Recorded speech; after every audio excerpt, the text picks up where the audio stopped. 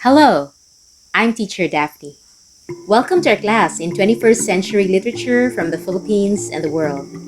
Many of you may have mixed feelings about literature. Are you thinking about short stories, poems, novels, Wattpad, manga comics, or news and true stories of real people and events? How do you feel about these forms of literature? My current read is a Filipino crime novel written by F.H. Batacan.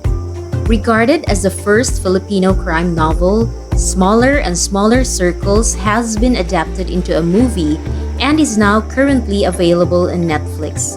Printed in 2015, this is just one of the many great books of 21st century Filipino writers. But before our current literature became this way, Philippine literature can be traced back to the time before Spanish came.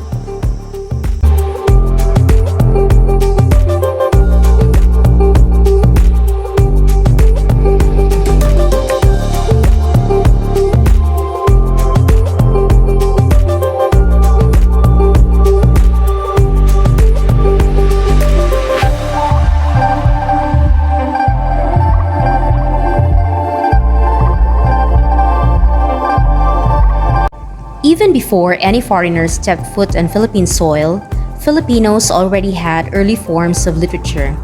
They already had their alphabet, the alibata. They had their own writings, which unfortunately were written on materials that quickly perished like barks of trees, dried leaves, and bamboo cylinders.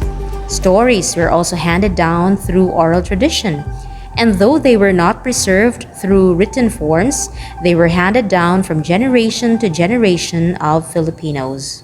Before the Spanish came, Filipinos had folk tales, which are stories about life, adventure, love, and humor, where one can derive lessons. There were folk songs that mirrored the early forms of Philippine culture. These are the Kundiman, Kumintang o Tagumpay, Ang Dalit o Imno, Ang Uyayi o Hele, Diana. There were epics, which are long narrative poems about a hero's adventures as well. Literature during Spanish time. The first Filipino alphabet, which is the Alibata, was replaced by the Roman alphabet. The teaching of Christian doctrine became the basis of religious practices. Early forms of Philippine literature were believed to be un-Christian.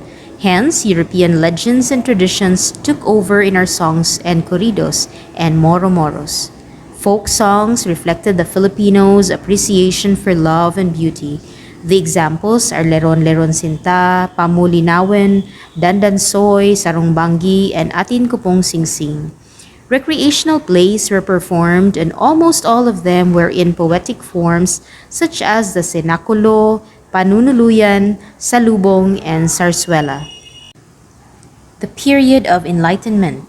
In the 19th century, Filipino intellectuals educated in Europe, called Ilustrados, began to write about the hitch of colonization. The propaganda movement was spearheaded by the intellectual middle class like Jose Rizal, Marcelo del Pilar, Graciano Lopezaina, Antonio Luna, Mariano Ponce, Jose Maria Panganiban, and Pedro Paterno. The American regime. The Americans, as we know, influenced Filipino writers to write in English. In this period, Jose Garcia Villa became famous for his free verse. In this period of Philippine literary history, languages used in writing were Spanish and Tagalog and the dialects in the different regions. Writing in English in this period seemed to be more imitative of the themes and methods of American writers. The Japanese period. Another foreign ruler comes to the Philippines, and Philippine literature in English came to a halt. The common theme of poems during the Japanese period were nationalism, country, love and life in the barrios, faith, religion, and the arts. Three types of poems emerged during this period: the haiku, the tanaga, and the karaniwang anyo or usual form. Philippine literature in English. Because of the strict prohibitions imposed by the Japanese in the writing and publishing of works in English, Philippine literature in English experienced a dark period.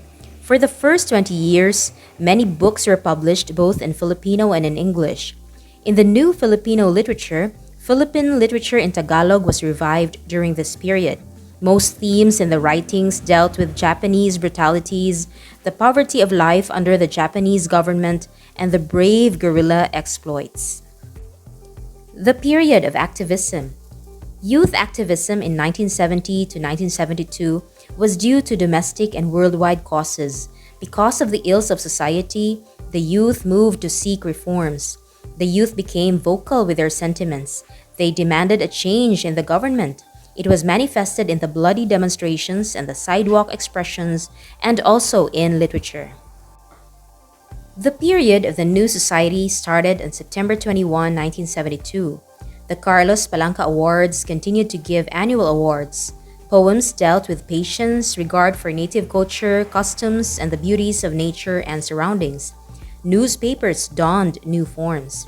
News and economic progress, discipline, culture, tourism, and the like were favored more than the sensationalized reporting of killings, rape, and robberies. Filipinos before were hooked in reading magazines and comics. Period of the Third Republic. After 10 years of military rule and some changes in the life of the Filipino, which started under the new society, martial rule was at last lifted on January 2, 1981. The Philippines became a new nation, and this former President Marcos called the New Republic of the Philippines. Poems during this period of the Third Republic were romantic and revolutionary. Many Filipino songs dealt with themes that were true to life, like those of grief, poverty, aspirations for freedom, love of God, of country, and fellow men. Post-EDSA I revolution.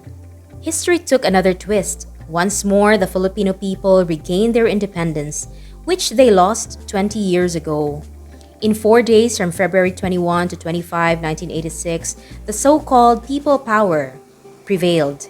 In the short span of the existence of the real Republic of the Philippines, several changes already became evident. It was noticed in the new Filipino songs, newspapers, speeches, and even in the television programs. The now crony newspapers that enjoyed an overnight increase in circulation were the Inquirer, Malaya, and the People's Journal. And finally, 21st century literature. The new trends have been used and introduced to meet the needs and tastes of the new generation. 21st century learners are demanded to be ICT inclined to compete with the style and format of writing as well. New codes or lingos are used to add flavor in the literary pieces produced nowadays. After that quick review of the historical periods that Philippine literature has been through, don't you think now is the best time to be a writer? Where one could write more freely about topics that used to be taboo, in a language that one is more comfortable. Would you like to write in English, Tagalog, Taglish, in any language that you like? Whether it is online, printed, nowadays you can just publish your work online, gain a lot of followers, and who knows, you might even strike a book or movie deal. So that ends our overview of Philippine literary history. In the comments section below, you may write literary pieces that you would like us to tackle in our next videos. Thank you for joining me today and see you next time!